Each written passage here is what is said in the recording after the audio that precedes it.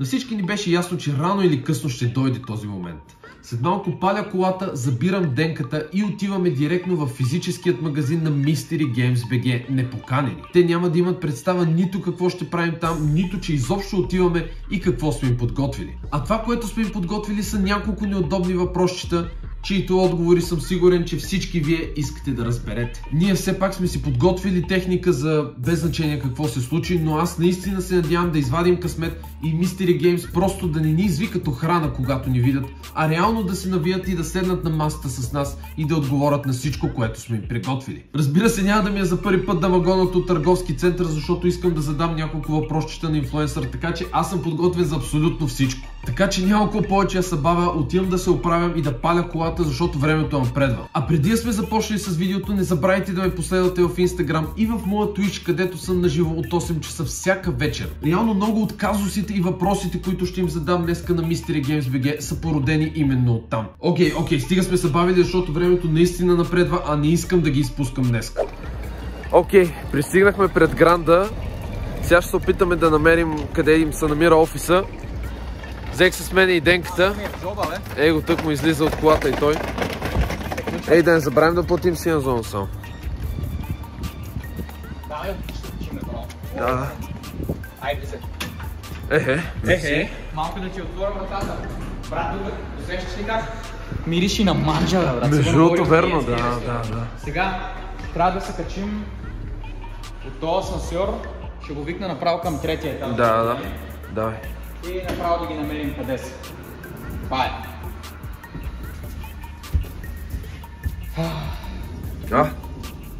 То не се чете то третия етаж, бе. Еми брат, той е много изтъркано копчето, е, човек. А за какво на четвъртия най-скъртен? Защото четвъртия етаж по принцип е точно кухнята, където мириши на манджо. Така че и също така са търговските. Какво ще става, когато ти с този червения бутон, бе? Еми, сигурно Mystery Box Games ще гръмнат, брат. Да не знам, един скам по-малко. Благодарим, че ви... Оле... Стига, бе, то тук няма никой, бе. Добре, де. Ние сега ще го намерим и ще се покажем сега след малко, така че... Значи искам само да ви кажа, че обиколихме целия гранд, третия, втория етаж и още не сме ги намерили. Не знам тия да не са покрили, да не са разбрали, че идваме, че ще снимем някакви видеа сигурно с тях. И май са покрили.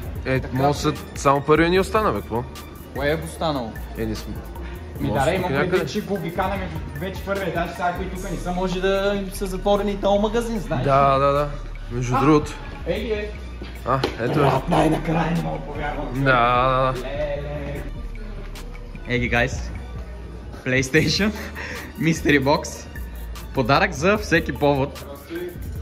Охо, какво стана? Дойдохме и ние един път да вас снимаме. Дайте, няма проблем. Ми казал съм. Значи, ако мога малко въпроси, ще си зададем с вас, защото... Ти си ми познат с някакъв въпрос. Откъде, бе, човек? Моля ти. YouTube, прави си YouTube видео за мен. Стига, бе. Има неща, които са ми интересни, трябва да се разпитаме сега. Добре. Разбира се. Нямате вие против. Заповядайте. Добре, и аз мога седна, нали? Може, разбира се. Охо, я гледай какво столче, Лукса ме успокоява.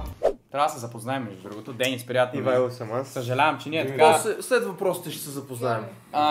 Добре, окей, хубаво. Трябва да видим за какво става въпрос, защото... Аз по-учтиво тръгвам, защото... Да, така. Ти, щом си ми гледал видеята, горе-долу си неясно за какво става въпрос. Като за начало, вие сега, кой от вас двамата е шефа? Аз към кой се обръщам? Цяло главно към него, аз работя с него. Той се води лявата ми ръка, но реално аз съм собственика на цялото нещо. Да. Значи, ако има някакви проблеми, към него се обръщаш, той ти върши работата. Той ми върши основните работи, да. За тия тиктоци, кой ти ли ги мислиш тия работи? Тиктоците аз ги мисля, всички идеи идват от мен, доста от тях идват от децата и аз правя една преработка, която е смесена между детски мозък и мозъка на един възрастен. Ясно. Това момче е мислил ли е тиктоци, примерно? Да. Бях измислил едно вчера с един Спайдърмен. Спайдърмен краде игри. Да, между другото, пратиха ми го на стрима, гледа го този тикток. Добре. Известен сте. Да. Всички ми искат автографи, искат... Така ли вече те спират по улицата? Стига, бе. Вчера влязах в един магазин и му заоградиха. Майко, той е станал, те мен не ме огражда такава човек, пък аз толкова последователи имам, ти... Явно добре се справяш, май. Ти имаш ли някакви социални профили такива? Да. Развиваш ли си ги сам? Да. Супер, супер. Предполагам, че сигурно в това видео ще ги оставиш отдолу на всички тук. Ще видим. Ще видиш, Че да. този Извиняй, аз- да не вземе да направиш някаква нелегална реклама. Не, ще вземат тук. Сега могат да някой въпрос да не искат да ни отговорят, могат да ни скочат на бой нещо. Ще скачам. Няма такива опасности. Изглеждат ми така приятни момчета, така че... Твоето тук присъствие на тези хора за какво си викнал тук? За охрана ли са? За какво? Трябва ли да се притесняваме нещо за физическото си... Няма никакво Разбира се, че притеснение. От Добре. тази гледна точка. Имаме достатъчно охрани в гранда, че да... така ли? не- Да не ги извикате сега охраните тук. Има ли Добре. тук някакъв паник бутон? Да, имаме. Не представяш, човек, натискаш паник бутона и идват сега мутрици тук, вие PlayStation, куба ли бе, пам пам. Има изнасят и повече никога не идвам. Ама Няма така. Добре, то толкова много деца ти мислят тиктоците, участват в тях. Ти какво им даваш тия деца? Колко им плащаш? Колко им плати сега на него за видеото за Spider-Man? Аз не искам игри, не искам пари, искам игри. Даваме принципно по една игра, оня ден го помолих за една игра и ми дай. Точно така, давам им подаръци, понеже пари, освен това те са деца, няма как да им давам пари, тъй като се води, че работят за мен и да им Да. да. Това е незаконно. Така че ги стимулирам с наградки. Тоест, теб сами доброволно идват, питат, Абсолютно. може ли да снимам това. Абсолютно. Мислят дори те идеи, както сам казваш, и просто от добра воля ти им даваш игра, с Шанс. която да се играят в случая. Нали? И шанс да изразят идеите. Значи това е, може би, най-зададеният въпрос. Дори аз като ти направих видеята, постоянно и на стрима ми го задават. Слушам. Защо нямаш игра под 30 лева, а Mystery Box е 20 лева? Вече имам. Вече имаш игра под 30 лева. Да. Така ли? Да. А Mystery Box още ли е 20 лева? За PlayStation 3, да. И аз. А за PlayStation 3? Реално просто явно хората не са запознали достатъчно. Цените като цяло в момента, нали, този бокс, който ти казваш, е 30 лева за PlayStation 4. И аз. Да. Много от клиповете са били правени моментно, спрямо някакъв определен момент, да кажем Коледа, Нова година идват много хора и ние сега дигаме цените, защото има много Да. търсени, защото ние сме магазин, който не зарежда от чужбина и не внася от някъде другаде неща, а ги взима от хората. Тоест, вие сте си някакви реселъри, така, измежду Точно хора. така. Какво се водиш? Peer-to-peer, все едно. Да. А, окей. Хората като ни оставят това, което им е нужда и ние дигаме цените, защото няма откъде да ги вземем и не ни се занимава да ги купуваме от другаде, защото вече така или иначе кръга се е тръгнал.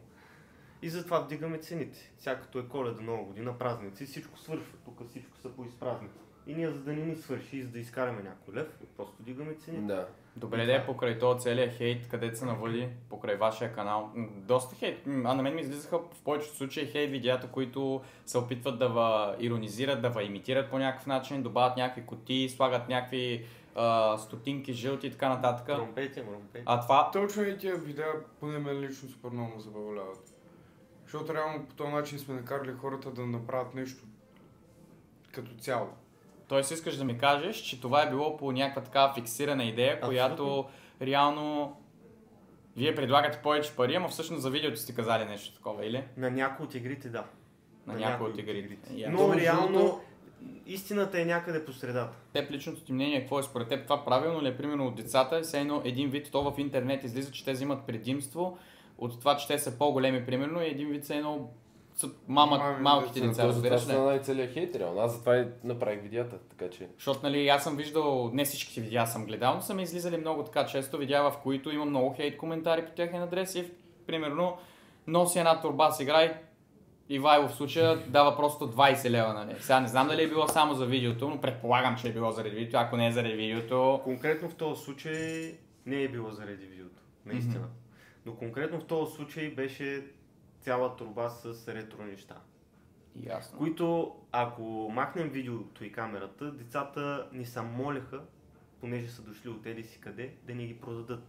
И аз им обяснявах, че не мога да ги взема, понеже са ретро неща, които аз не продавам в този магазин, защото не се търсят. И те идват без да знаят дали работят, без да знаят нищо, нали? Ние не сме подготвени за ретро неща, защото такава секция нямаме все още. И им казваме, няма какво да направим, единственият вариант е да дадем някаква символична цена. Снимаме го така сякаш, примерно, те нямат избор от това. Да. С цел да вкараме нотка, все едно сме ги използвали. За И да то може да реално- провокираме зрителя. Излиза в последствие, че малко се едно сте ги измамили, така. Да. Така представа към получават видеото, хората. Да, но в същото време, нали, родителя е информиран Да. за всяко едно действие на детето си. От Тоест- наша страна. Тоест, сега, ако трябва да бъдем честни, не винаги децата идват с родителите си. Да, но в момента, в който те не дойдат с родител, нали, за да ни продадат нещо, най-малкото, което правим е обаждане по телефона. Най-малкото. Добре, а вие по този начин, в смисъл, аз не знам сега как работи такъв тип бизнес, то законосъобразно, вие може ли въобще да работите така с деца и да им купувате игрите от тях, ако дойдат сами? Разбира се, че не. Трябва най-малкото да се попълни, има един документ за това, че го изкупуваме това нещо. Къде трябва да има човек над 18. А за какво реално обявихте, че няма правите видеа с деца и след това след една седмица се отказахте и пак ги върнахте?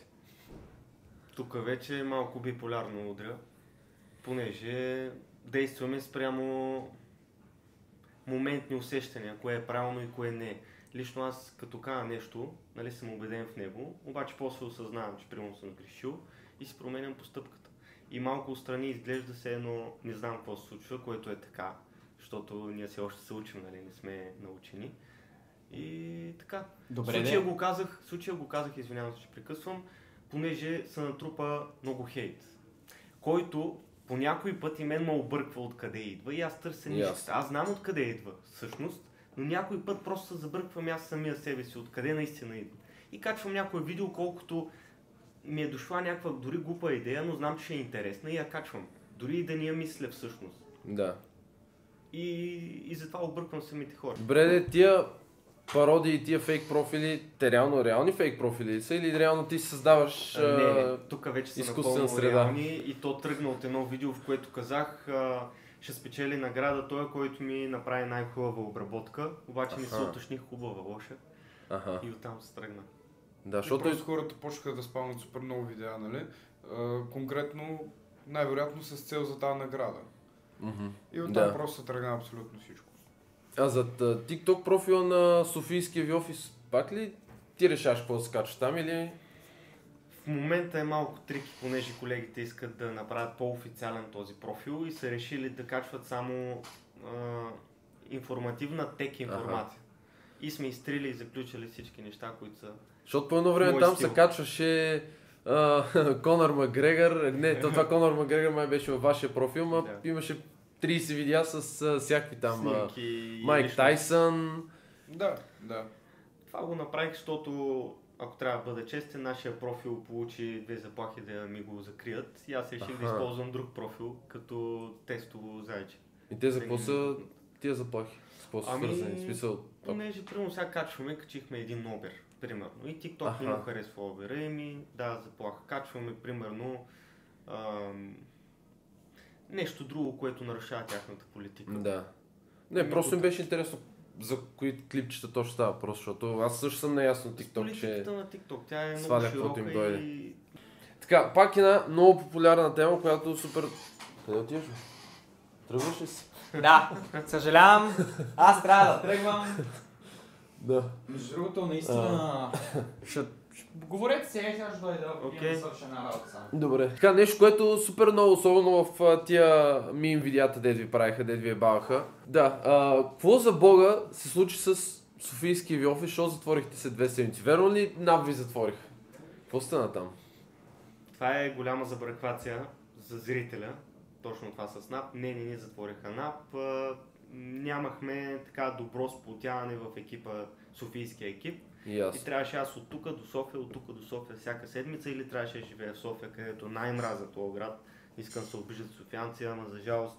Спокойно, аз така говоря за София. За да свършиш една работа, да отидеш да купиш един материал в строителен магазин, ще отидеш и ще си забравиш парите и ще трябва да се върнеш един час още допълнителен, да си вземеш парите, да отидеш до този магазин, да вземеш едни смешни материали и това ти хаби целият ден. Да. Само това е първия пример. Какво искаш да кажеш, че там в Софийския офис са влизали хора ви правят проблеми, така ли? Повече проблеми имаше, да. Като Аха, Но ясно. не с хора. В смисъл, не са идвали хора къде да заплащат или нещо такова, нали? Аз така те разбрах, че това искаш да питаш, Не, или? по принцип, Проблеми примерно като цяло, някой влиза клиенти, тук да се проблеми. разправя с вас или пък някой родител или някой хейтър от TikTok. Да. Хвърляха някакви яйца, примерно, на колегите. Аха, по София, магазина с хвърлени яйца. Яйца е такива прости. Но спокойно има достатъчно камери, това нещо. Лесно ще се Толкова провери. са на неговите години, какво ще... Пак има последствия законови. Те преди Разбира бяха се. гръмнали тук на пиратка. Да, спомням, имаше един TikTok, дет гърмях пират. И Това не беше нагласен Не, TikTok, така ли? дойде Абсурд. после полиция, после директорката на съответните момченца е стигнала до нея. Тя е видяла Аха. TikTok-а, извикала ги с родители дойдоха тук. Затова няма проблеми. Но за софийската тема не ни затворена, просто обстоятелствата не ми харесаха на мен, защото аз бях главният собственик на този магазин там и реших да предложа на ония момчета, които в момента са в София, те да поемат отговорността върху фирмата, да си отворят собствена фирма и да го направим франчайз и да ми дават процент и просто аз да им помагам с Аха. нещата, вместо да ходя постоянно напред-назад. Значи ти реално не стоиш зад Софийския магазин, по-скоро В момента да. само са вод на твоето име и... Франчайз. по-скоро- Да. Сега да дойдем на темата, аз за какво така дори направих тия видеа за вас реално. За GD-Bop и за Напа. Какво? Това нагласено ли беше? Смисъл, наистина ли въвикнаха в GD-Bop? Абсолютно реално наистина ми звъннаха един ден, в който ми се обажда някакъв човек и казва, че е от GD-Bop и ме кани на призовка в централата на GD-Bop в София. И аз веднага звъна на адвоката да провери дали това е легит. Звъняхме в централата на GD-Bop да видим дали този човек наистина от GD-Bop, да е някакво телефонно обаждане, такова да базикат. Наистина се оказа. И казах тук на всички, с които съм имал някакъв допир, те се притесниха, защото GD-Bop викат след призовка задържат в ареста от 24 до 72 часа, ако не се докажеш невинен. Ако не успееш да се докажеш невинен, може да се удължи повече в ареста и ако се отвори дело, примерно, да е по-сериозно като случай. И какво? Заедно с това с GD-Bop, в същото време ви направиха и решиха да ви пуснат и жалба към НАП за Преди проверка? това или? те се случиха много по-случайно. Първо беше НАПа, после GD-Bop. Аха, Отново дойдох, нали, по сигнал. да. Човек. И нямаше проблеми и в двата случая. реално. Абсолютно. Ако имаше проблеми, в момента нямаше да сме тук, защото НАП затварят веднага магазина. На Но и директно ги слагат една лепенка на вратата, затворено край. Ясно. А добре, сега, това след като случи с GD-Bop, и това дори стана в последствие, след като направих първото видео, вие си спряхте коментарите в TikTok. Абсолютно. Ще ги Коментари, пускате ли? Не.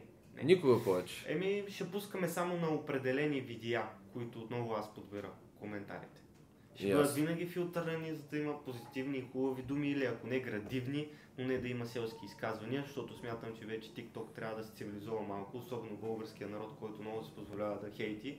Той вече трябва да се научи, че това трябва да е с позволение. Да. И това е апел към всички инфлуенсъри, които по подобен начин ги хейтат. Използвайте хейта, но въпреки всичко трябва да имате контрол върху него, защото тия коментари се четат от малки деца. Да. И вие ако мислите, че ние мами малките деца, ако не сте против негативните коментари, тези коментари спонсорират И стимулират това малките деца да се учат на грозни и вулгарни думи и отношения към хората. Освен това няма да казваме цените вече в нито едно от видеята, понеже виждаме, че цените доста провокират зрителя. Независимо какви са те, малки, големи, каквато и цена да кажеш, нали, на човека му е интересно и после дава своето мнение. Ясно. Добре, хубаво. Виж, аз също така много се чудих и дори бях питал хората в коментарите да си споделят мнението през цялото това време, какво ти е било в главата, каква ти е била идеята за всички тия видеа? Колкото повече, толкова повече. Действал съм на база как да направя повече гледания и повече пари на бизнеса ми. Докато съм воден от тази първоинстинктна идея, както един човек, когато е гладен и мисли само за храна, съм гладен в момента, много съм гладен. Съм срещал хора и ситуации, които са ми показвали, че преди всичко сме хора. Както винаги, всеки един човек, който прави нещо голямо, той е тласкан от някаква емоция. Аз бях тласкан от парите, от гледанията. Но въпреки всичко, нали съм човек. Въпреки всичко имам ценностна и морална система, която ми показваше, че децата ни са просто индивиди, които мога да използвам, ами са хора, с които мога да се забавлявам в същото време, да правим готини неща, да се смеем, да правим глупости, когато е свободно време и така нататък. В крайна сметка съм бил тласкан винаги от това как да изкарам повече пари, но винаги съм пазил човешкото в себе си зад камера, защото пред камера нарочно се показват дълги образи, които Да. с цел да не се запознае зрителя и да му е интересно това кой е, да пита кой е и на такива подкасти да разкрием себе си. И също така, много от хората пренебрегват децата. Не трябва. Трябва децата постоянно да се стимулират, трябва да. децата се възпитават постоянно да се правилно. образоват и да се възпитават Защото, нали, пред камерата е едно, обаче за да накараш едни деца да идват да ти се молят, да те слушат, да изпълняват това, което им кажеш, да изпълняват и да казват думичките, които им кажеш, да молят майка си да ги освободи от часове, за да могат да дойдат тук и то да е градивно и ние след това, нали, да се отблагодарим и на жената и на детето. Трябва да можеш да се научиш да възпитаваш добре децата и да ги тласкаш правилна посока и да ги учиш на правилни неща, което правим ние отвъд видеята. Но нали, ако всеки човек, който има поне малко акъл, ще се замисли, добре, за какво ходят тия деца? Нали, тия хора ги скамват, за какво те ходят? Значи, щом ходят, значи има нещо, което ги кара да ходят. В случая това са стимулациите. Това са хубавите преживявания. Може би до някъде искат и да се покажат в TikTok, после да се разбира се, и това. Но също така и това, което казах. Така, има един последен въпрос, който е личен мой и искам да ви го задам. Няма нищо общо с това, което хората говорят в социалните мрежи. Кой за Бога беше този футболист на локото, който дойде при вас? Дед му лепнахте стикер на Ботев. Смисъл? Кринч ли изглеждаш? Да. Що беше толкова аз това го гледах 10 минути и не мога да разбера как минаваш от това. Биш футболист на Ботев, на Локо, лепнахме му един стикер на Ботев. Сега ще ти кажа колко е брутална цялата история между нас двамата. Така, аз измислям брутални идеи, които изглеждат супер кринч. Обаче ми помагат винаги хора за това цялото нещо. Той е фен на Ботев. Да. И сега, за да не изглежда вулгарно и феновете на Лок, т.е. си казват тия педераси или път стикери на това, аз го направих така, сякаш, примерно, ние най-цивилизовано сме му предложили да сложим стикерче на този човек, обаче всъщност той е фен на Ботев и просто защото той е фен на Локото. И ние няма как да не се възползваме от възможността, да омаскарим стикера на Локото и да сложим един на Ботев. Да. И той е бил футболист на Локото. Ти разбираш колко е това голяма победа. Вие реално лепнахте стикера. Това голяма победа. Реално конзолата идва и аз викам, сега ще му лепна един стикер, какво ме е служил това на Локото. Това е супер голяма победа за един фен на Ботев. Той няма ли нещо, после ви каже той? Не, ние в последствие, нали, той каза, че харесва и двата отбора и така нататък, нали, той... Вече не играе футбол. Нали. Той си е просто цивилизован човек. Нямаше ли една конзола, дет беше цялата в стикери, Локото дет беше дошла? Да, на петица и на Ботев се идвали. И какво случи с тази конзола, цялата стикери? Разбира се, професионално отношение. Аз още ще ви кажа, че все още... не знам. Честно ви кажа, сега не мога да ви кажа от един такъв разговор колко е позитивно мнението, защото все пак вие казвате едно, дума срещу дума е общо взето. И аз, примерно, докато ни поседа да пия едно кафе тук един ден да си говоря с вас, да видя как работи бизнеса, няма какво друго да ви кажа. Пишете коментари, защото ние сега не можем да се сетим, не сме чак толкова подготвени да дойдем просто да им задаваме 1 милион въпроса, тъй като горе-долу сигурно 1 час вече е записа. Пишете долу в тия коментари някакви въпроси, ако искате да зададете на тия момчета, ние ще дойдем пак ще ги притесним тук. И ще им ги задаваме въпросите, които вие желаете, за да може да стане малко по-така интересно, защото сигурен съм, че има неща, които искате да знаете и ние не сме ги питали. Вие оставате с още някакви въпроси, които трябва да бъдат зададени рано или късно. Добре, сега може ли да си стисна с колегата ръката, понеже в началото избегна... Измил ли си ръцете? Всичко е измито, няма проблем. Да, вие си преценете дали си стискате ръцете. Айде, радвам се, че направихме това видео. Аз също. Аз ръката... се стиснахме вече. Вече сме си стискали ръцете, ама по-сериозното стискане може би ще дойде и в следващото видео, евентуално, когато разуча малко повече нещата, защото... Още сте ми леко антипатични, за съжаление. Съжалявам. Просто защо не искаш да си стиснеш ръката с теб? С теб искам да си я стисна, защото...